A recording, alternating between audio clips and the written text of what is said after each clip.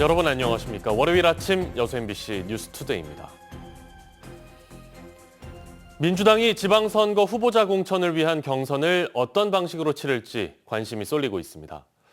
민주당은 당원 당규에 따라 국민과 당원을 각각 50%씩 여론조사하는 국민 참여 경선을 비롯해 100% 국민 여론조사, 권리당원 투표 100%, 시민 공천 배심원 경선 등 4가지의 경선 방식을 갖고 있습니다. 지난 2018년 지방선거에서 민주당은 광역기초단체장은 국민참여 경선을, 광역의원은 권리당원 투표로 후보를 선출했습니다.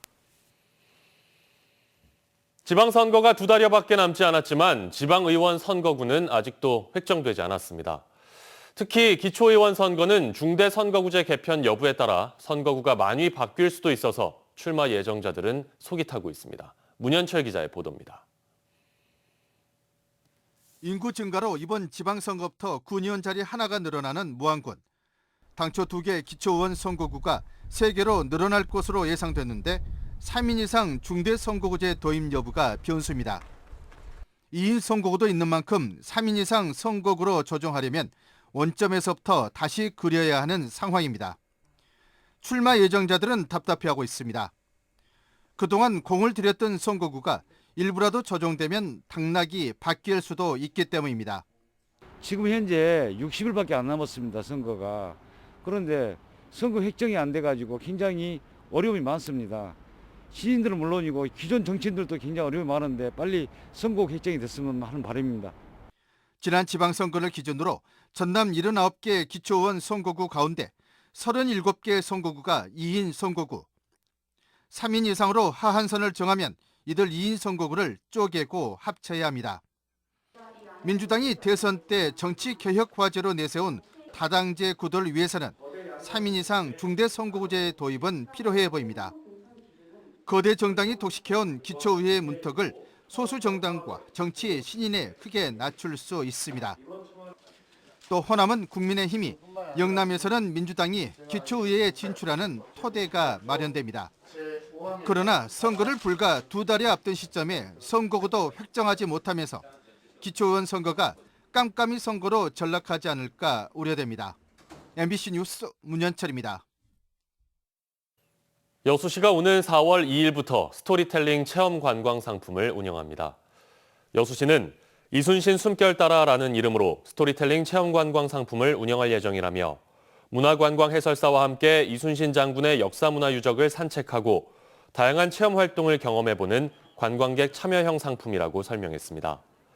주요 체험은 난중일기 서책 만들기와 장군복 입어보기, 국악 버스킹 등으로 매주 토요일 오후 3시부터 3시간 동안 20명 한정으로 진행됩니다.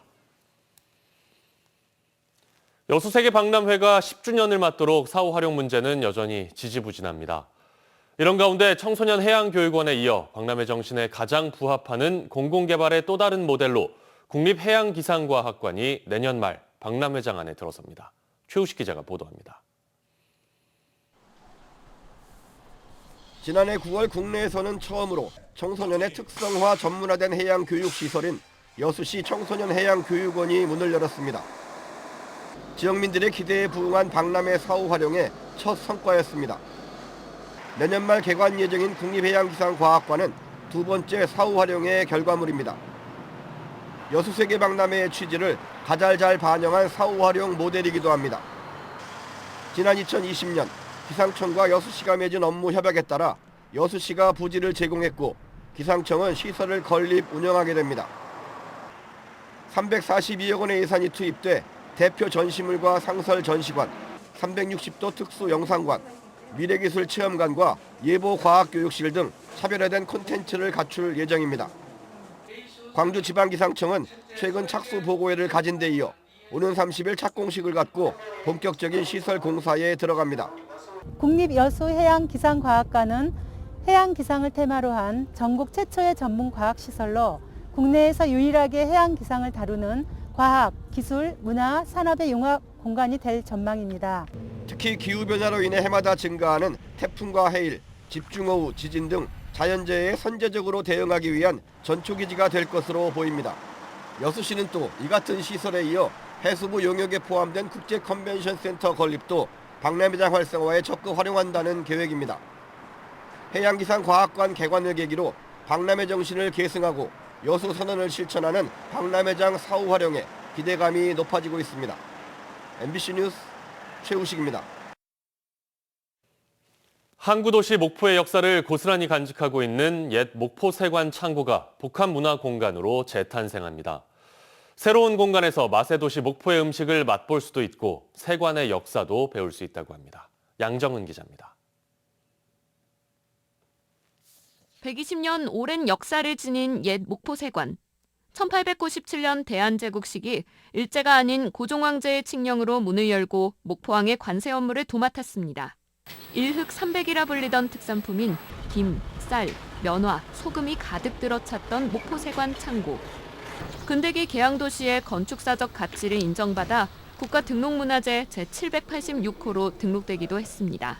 관세에 필요한 배에서 그 선박에서 입출항하는 모든 물품을 보관할 수 있는 그런 창고의 기능을 했던 것이죠. 외국에서 들어온 LA 건축물 중에 일종이다. 오랜 세월 끝에 목포세관 창고가 복합문화공간으로 탈바꿈합니다. 새 이름은 목포 미식문화갤러리 해관 1897. 목포시의 슬로건인 맛과 목포세관의 첫 이름이었던 해관에서 따왔습니다. 개항의 역사, 그다음에 목포 관광 플랫폼의 어떤 그런 역할, 총체적인 어떤 복합 기능을 함으로써 어떤 지역 주민과 함께할 수 있는 이러한 원도심의 윤활유 같은 역할을 할 수 있는 장소로 기대하고 있습니다. 큰 창고인 미식문화갤러리는 맛을 주제로 간단한 요리 체험과 시식 공간을 마련하고 지역 특색이 있는 식품들을 판매합니다.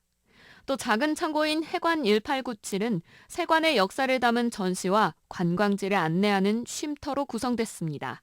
상권 자체가 많이 이축돼 갖고 있었죠.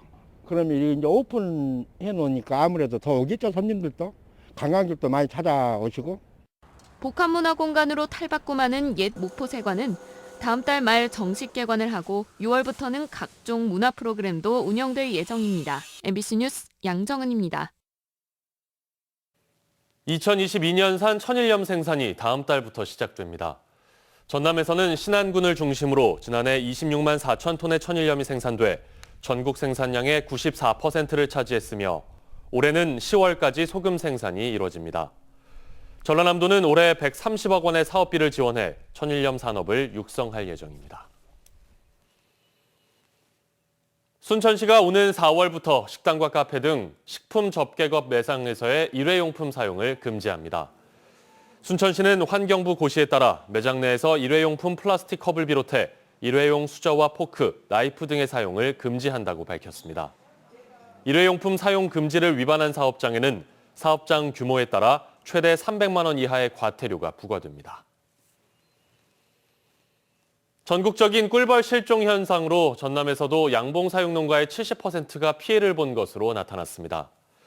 전라남도는 올해 2월 도내 꿀벌 벌통 30개 이상인 양봉 사육 농가 1,831곳을 대상으로 피해를 조사한 결과 조사 대상의 70%에서 피해가 발생했다고 밝혔습니다.